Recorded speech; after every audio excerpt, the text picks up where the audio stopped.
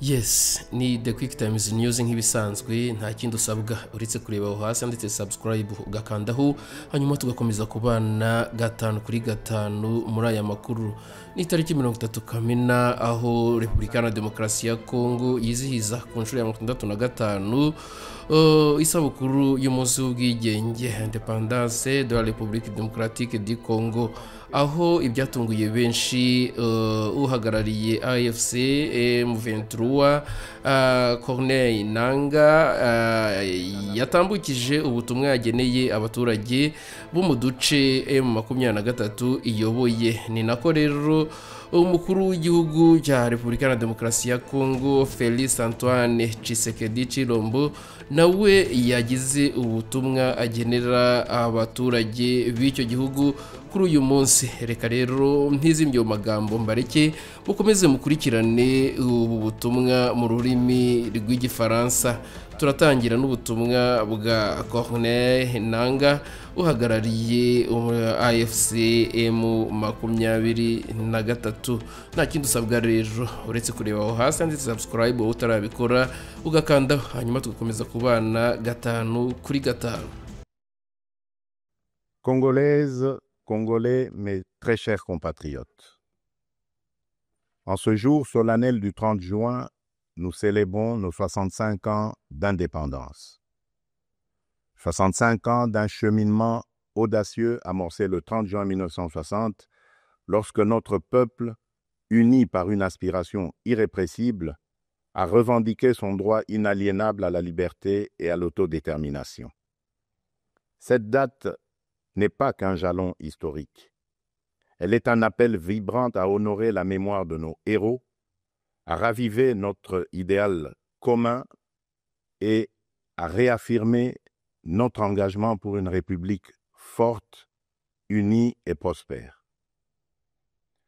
En ce jour de souvenir et d'espérance, j'honore la mémoire de nos pères fondateurs, Joseph Kasavubu, Patrice Emery Lumumba, et de tous ceux qui, souvent dans l'anonymat, ont offert leur vie en sacrifice pour rendre possible l'idéal d'un Congo libre et maître de son destin.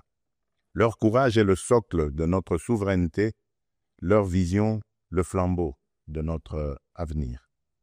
Mes très chers compatriotes, aujourd'hui, notre célébration revêt une portée exceptionnelle.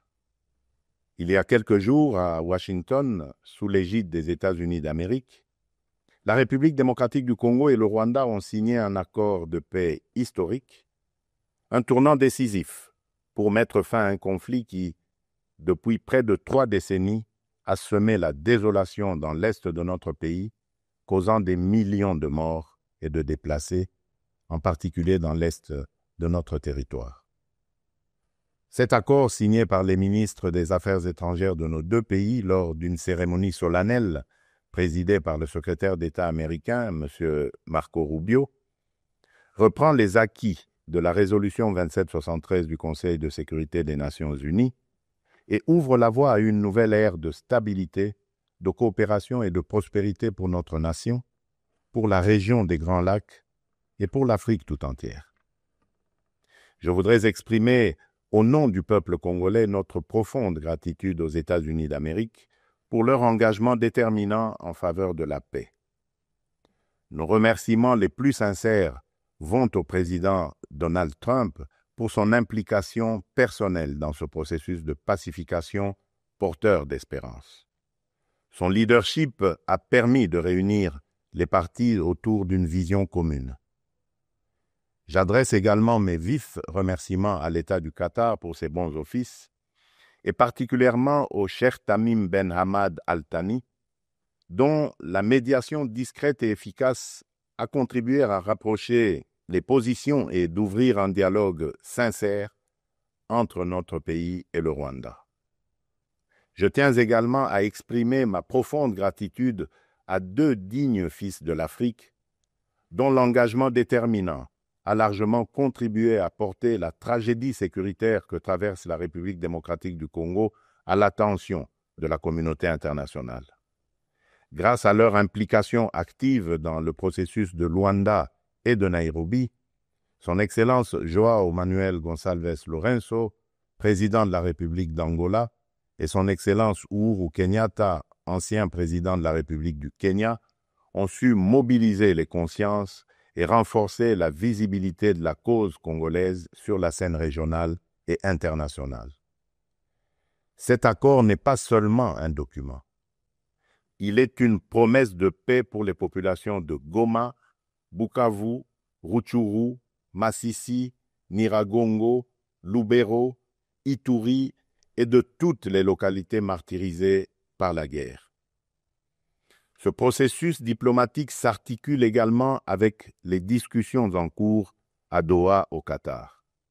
Notre ambition reste sans équivoque rétablir pleinement l'autorité de l'État sur l'ensemble du territoire national et œuvrer à l'instauration d'une paix réelle, durable et partagée dans toute la sous-région. Les attentes de nos populations sont immenses, notamment celles de l'Est du pays qui ont trop longtemps souffert. Nous abordons donc cette ultime phase du processus avec détermination, dans le respect de notre souveraineté et des aspirations légitimes de notre peuple. Les prochaines étapes devront aboutir à la démobilisation, la réinsertion conditionnelle et au cas par cas des ex-combattants à travers le PDDRCS et enfin à la reconstruction des régions jadis affectées par les conflits armés. Ces avancées diplomatiques s'inscrivent dans une dynamique plus large de reconquête et de l'affirmation de notre souveraineté, de redéploiement de notre influence et de reconstruction de la confiance internationale envers la République démocratique du Congo. Elles font écho à notre récente élection comme membre non permanent du Conseil de sécurité des Nations Unies pour la période 2026-2027, une première depuis 34 ans. Ce mandat n'est pas un honneur protocolaire, c'est une responsabilité politique et morale que nous porterons avec dignité en faveur de la paix, du multilatéralisme et des intérêts du continent africain. Mes très chers compatriotes, l'accord signé à Washington ouvre des perspectives inédites. Il augure une ère de paix durable, de coopération régionale et de prospérité partagée. Il nous engage à reconstruire nos communautés, à revitaliser nos économies et à restaurer la dignité de chaque Congolais. Mais cette paix, aussi précieuse soit-elle, reste fragile. Elle exige de nous tous, gouvernements, citoyens, partenaires internationaux, un engagement indéfectible pour sa consolidation. Nous continuerons à exiger que justice soit rendue aux victimes et que les responsables des atrocités répondent de leurs actes. Je salue le courage exemplaire de nos forces armées, des forces de police et de sécurité et de tous les résistants patriotes Wazalendo qui, au péril de leur vie, défendent notre patrie. Leur bravoure est le rempart de notre souveraineté. À vous, mes sœurs et mes frères de l'Est, je veux dire que votre résilience est une source d'inspiration pour la nation entière. Vos souffrances n'ont pas été vaines.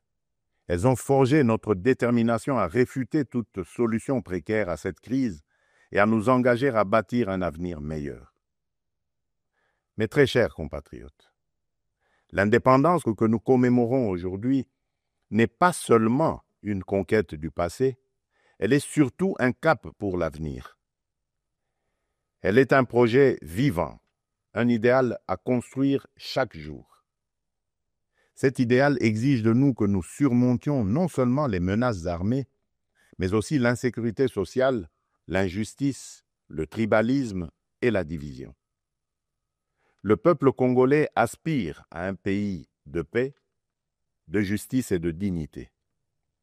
Un pays où l'on veut et on peut vivre sereinement, travailler avec honneur et offrir à chaque enfant congolais la liberté de rêver grand, sans peur ni entrave. Réaliser ce rêve requiert la mobilisation de toutes nos forces vives, institutions, citoyens, diaspora, partenaires, autour d'un même idéal, bâtir un Congo moderne, sûr et respecté. Il est temps de transcender nos clivages, de rejeter les discours de haine et les manipulations, et de faire de notre diversité une force, non une fracture. Notre unité n'est pas une option, elle est une condition de survie. C'est dans cet esprit de responsabilité et de dépassement de soi que j'ai tenu, il y a quelques semaines, une rencontre franche et républicaine avec M. Martin Fayoulou, l'un des leaders de l'opposition. Ce geste, que beaucoup n'auraient osé imaginer depuis les élections de 2018, témoigne d'une volonté partagée de placer l'intérêt supérieur de la nation au-dessus des querelles partisanes. Cette rencontre marque une étape importante vers une politique de réconciliation, d'écoute mutuelle et de respect réciproque. Elle donne surtout corps à l'exigence du peuple congolais, celle d'une classe dirigeante capable de s'unir aux moments les plus critiques, d'agir avec maturité et de servir ensemble la grandeur de la République. Mes très chers compatriotes, les défis qui se dressent devant nous ne se limitent pas à la sécurité. À Kinshasa, la congestion urbaine et les embouteillages affectent la qualité de vie. Le manque de discipline, l'urbanisation désordonnée et l'insuffisance des transports en commun rendent la vie difficile à des millions de nos compatriotes. À Kalemi, Kassangoulou et même ici, dans la capitale Kinshasa, les inondations récentes ont causé d'importantes pertes en vies humaines et dégâts matériels, détruisant des habitations, emportant des infrastructures routières et provoquant des déplacements massifs de population. Ces événements climatiques extrêmes nous rappellent l'urgence d'agir à la fois sur le front de l'aménagement du territoire et de la résilience environnementale. À Mbandaka, le naufrage d'une embarcation a coûté la vie à plusieurs dizaines de nos compatriotes, endeuillant la nation tout entière. À Tshikapa, Kolwezi, Likasi, Kananga ou Kikwit, l'accès à l'eau potable, à l'électricité, aux soins de santé et à l'éducation reste une priorité pressante. Face à ces défis, l'État n'est pas resté indifférent. Il agit. Des missions de secours ont été déployées, des fonds d'urgence mobilisés, des projets structurants lancés pour renforcer les infrastructures et améliorer les conditions de vie. Mais ces efforts, aussi importants soient-ils, ne suffiront pas sans un véritable sursaut de solidarité nationale. Ils doivent être soutenus par une administration plus efficace, une meilleure coordination institutionnelle et la responsabilisation de tous les niveaux de pouvoir. J'en appelle également à un changement profond de comportement. Nous devons adopter une discipline collective, un civisme exemplaire et un respect des règles de vie en communauté. Aussi, je vous appelle à un sursaut patriotique, à une responsabilité individuelle qui fera de notre pays un modèle de stabilité et de progrès. Mes très chers compatriotes, fidèles à l'élan de notre indépendance, j'ai pris devant vous, avec une détermination sans faille, le serment de bâtir un Congo à la hauteur de nos aspirations. Avec constance et détermination, j'ai placé la transformation de notre nation au cœur de mon mandat, mu par l'ambition profonde de faire de la République démocratique du Congo une terre de justice, de prospérité partagée et de dignité retrouvée. Cette vision que je porte avec vous et pour vous irrigue chacune de nos décisions et sous-tend les réformes audacieuses que nous menons dans un esprit de renouveau et de souveraineté assumée.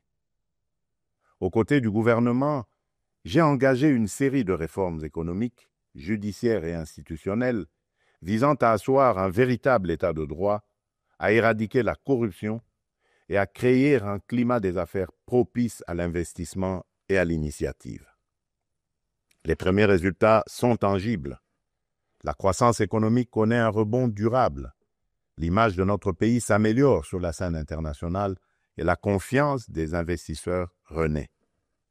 Ce regain de confiance se traduira prochainement par la signature d'un accord stratégique inédit avec les États-Unis d'Amérique dans le secteur minier. Cet accord marquera une étape décisive dans le positionnement de la République démocratique du Congo comme un acteur central de la transition énergétique mondiale et de l'économie verte émergente. Il visera à valoriser de manière souveraine nos minerais stratégiques, en particulier le cuivre, le cobalt et le lithium, tout en assurant une répartition plus équitable des retombées économiques au bénéfice des populations congolaises. Il ouvre la voie à la transformation locale, à la création des milliers d'emplois et à un nouveau modèle économique fondé sur la souveraineté et la valeur ajoutée nationale. C'est là le fruit d'un travail collectif, déterminé, au service d'un seul idéal, offrir à chaque Congolaise et à chaque Congolais les perspectives réelles d'un avenir meilleur. Malgré l'adversité, notre peuple a toujours fait preuve d'une résilience extraordinaire. C'est cette résilience qui nous a permis de traverser les tempêtes du passé et qui nous permettra de surmonter celles d'aujourd'hui. Le Congo d'aujourd'hui n'est plus celui du fatalisme et de l'impuissance. À l'aube du retour tant attendu de la paix sur l'ensemble de notre territoire, s'ouvre un nouveau chapitre de notre histoire, porté par le courage inébranlable, la résilience admirable et la solidarité agissante de toutes les filles et de tous les fils de la nation. À nos partenaires des États-Unis, de la Chine, de l'Europe, des pays du Golfe, du continent africain et du monde entier, je le dis solennellement, la République démocratique du Congo est de retour, prête à nouer des partenariats stratégiques, fiables, transparents et surtout gagnant-gagnant. Nous avons les moyens de notre ambition, des ressources exceptionnelles, une position géostratégique centrale, un peuple talentueux et surtout un leadership résolument tourné vers l'avenir. Nous sommes prêts à jouer notre rôle, notre partition face aux grands défis de notre temps. La paix, la transition énergétique, le développement durable et l'intégration africaine. Je tiens toutefois à réaffirmer avec clarté les lignes rouges de mon action. Les ressources de la République démocratique du Congo ne seront jamais bradées ni livrées à des intérêts obscurs. Elles bénéficieront avant tout au peuple congolais. Aucun compromis ne sera toléré en matière de souveraineté économique. La République démocratique du Congo ne vendra ni son avenir, ni sa dignité. Mes très chers compatriotes, le monde change et la République démocratique du Congo a son mot à dire. Notre jeunesse déborde de talent, notre sol regorge de richesses, notre peuple rayonne de dignité. Ensemble, poursuivons notre projet commun, celui de bâtir un État fort, une économie diversifiée, une société juste et équitable. Ce 30 juin, faisons de notre indépendance un idéal vivant, incarné dans chaque famille, chaque quartier, chaque ville, chaque province. Nous ne visons pas seulement la fin de la guerre, nous voulons une paix véritable, qui sera le socle d'un vaste chantier de reconstruction d'une société plus inclusive, plus solidaire et plus prospère. Le gouvernement s'y attellera avec rigueur et transparence. Mais ce chantier ne réussira que si chaque Congolaise et chaque Congolais y prend part. Alors unissons nos cœurs et marchons ensemble, main dans la main, vers un Congo fort, uni et prospère. Bonne fête de l'indépendance à toutes et à tous. Que Dieu bénisse la République démocratique du Congo, son peuple et tous ceux qui l'ont choisi comme pays de résidence. Je vous remercie.